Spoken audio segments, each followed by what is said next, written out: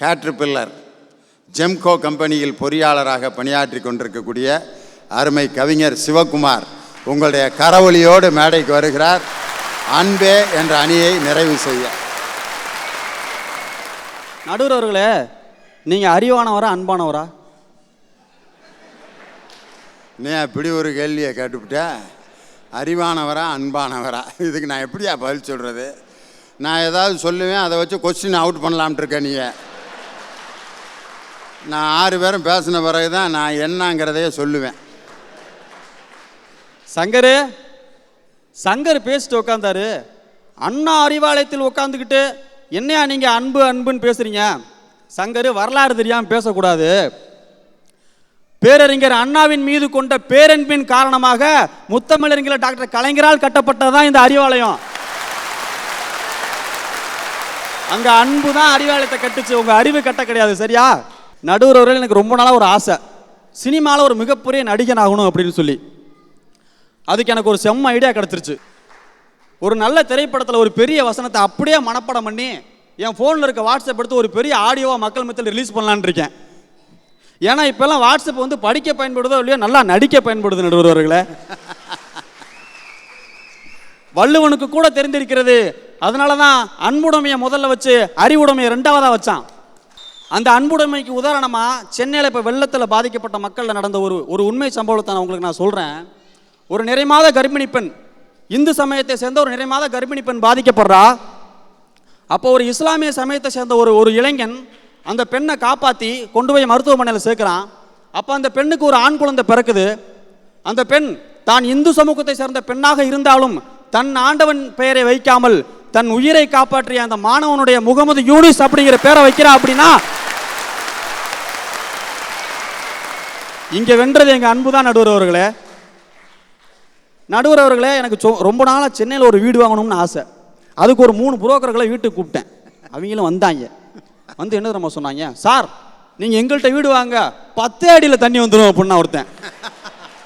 இன்னொருத்தன், சார் நீங்கள் எங்கள்கிட்ட வீடு வாங்க 5 அடியில் தண்ணி வந்துடும் அப்படின்னா ஒருத்தன். இன்னொருத்தன், சார் நீங்கள் எங்கள்கிட்ட வீடு வாங்க 3 அடியில் தண்ணி வந்துடும் அப்படின்னா ஒருத்தன். தண்ணி வந்துடும் சொன்னாங்க. அது வீட்டுக்கு அடியிலையா வீட்டுக்கு மேலேயான்றதை நான் கேட்க மாட்டேன் நடுவர் அவர்களே.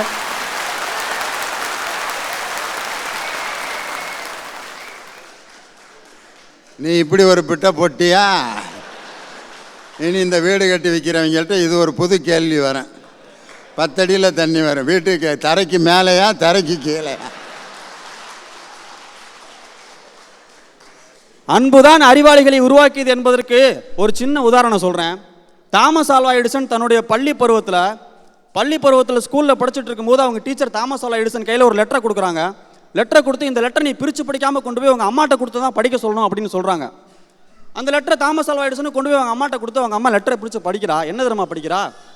மகனே, உனக்கு மிகுந்த அறிவு, நீ ரொம்ப புத்தி கூர்மையானவன், அறிவாளி.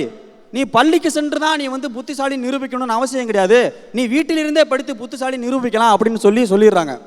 தாமஸ் ஆல்வா எடிசன் தாய் பேச்சை மதித்து வீட்டிலிருந்தே படித்து மிகப்பெரிய விஞ்ஞானி ஆயிடுறாரு. ஒரு நாள் அவர் தாயார் இறந்து போயிடுறாங்க. அப்போ தாமஸ் ஆல்வா எடிசன் கைக்கு அந்த லெட்டர் கிடைக்குது. அதில் உண்மையிலே என்ன தெரியுமா எழுதியிருக்கு? உங்கள் மகன் பள்ளியில் வந்து படிப்பதற்கு தகுதியற்றவன், அவன் மூளை இல்லாதவன் அப்படின்னு எழுதியிருக்கு. ஒருவேளை இந்த உண்மையை அந்த தாய் முன்னாடியே சொல்லியிருந்தா அப்படின்னா நம்மெல்லாம் இப்படி வெளிச்சத்தில் உட்காந்து பேச முடியுமா நடுவர் அவர்களே? ஒரு விஞ்ஞானியை உங்க அறிவை ஒதுக்கியது. தாய் மகன் மீது வைத்திருந்த பாசம் தான் ஒரு விஞ்ஞானியை உருவாக்கியது. நடுவர் அவர்களே, அவசரத்துக்கு தானே ஒரு கொத்தனார் கிடைக்க மாட்டேன்றான். ஆனால் தெருவுக்கு தெரு 4 இன்ஜினியர் இருக்காங்க. சரி, இன்ஜினியர் தான் அப்படி இருக்காங்கன்னு சொல்லிட்டு டாக்டர்கிட்ட போனோம் அப்படின்னா அவர் என்ன சொல்றாரு? வசதியே இல்லாதவனை பார்த்து அதை சாப்பிடு இதை சாப்பிடு அப்படிங்கிறாரு.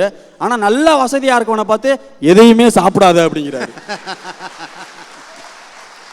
என்னை பொறுத்த வரைக்கும் கோடிகளில் சம்பாரிச்சு லட்சங்களில் தானம் செய்யும் சிலரை விட டீ கடையில் தன்னுடன் சேர்த்து பிச்சைக்காரனுக்கும் டீ சொல்கிறான ஒரு தினக்கூலிக்காரன் அவன் எவ்வளவோ மேல்.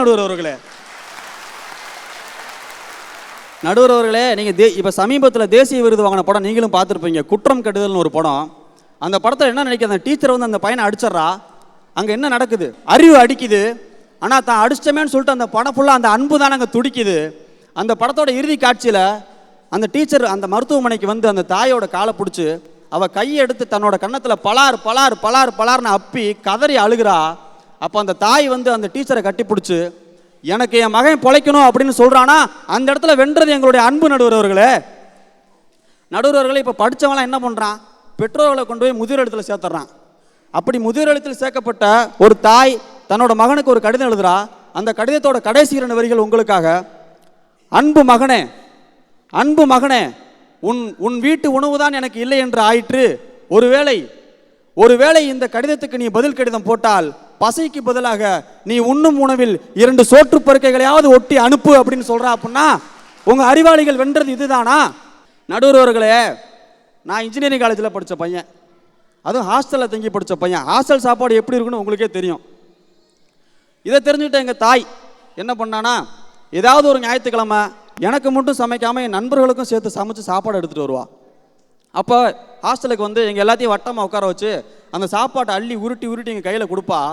அப்போ நாங்கள் அந்த சாப்பாட்டை சாப்பிடும் பொழுது அந்த சாப்பாடோடு சேர்ந்து எங்கள் கண்ணில் இருக்க கண்ணீரும் கலந்து நாங்கள் சாப்பிடுவோம் பாருங்க. அந்த சந்தோஷத்தை கோடி ரூபாய் கொடுத்தாலும் உங்களால் தர முடியுமா? இறுதியாக ஒன்றே சொல்லிக்கிறேன், நாங்கள் அறிவாளிகள் வேணாம்னு சொல்லலை, அறிவே வேணான்னு சொல்லலை.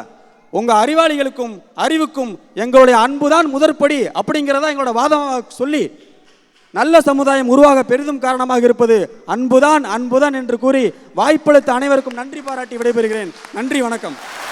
ஆஹா.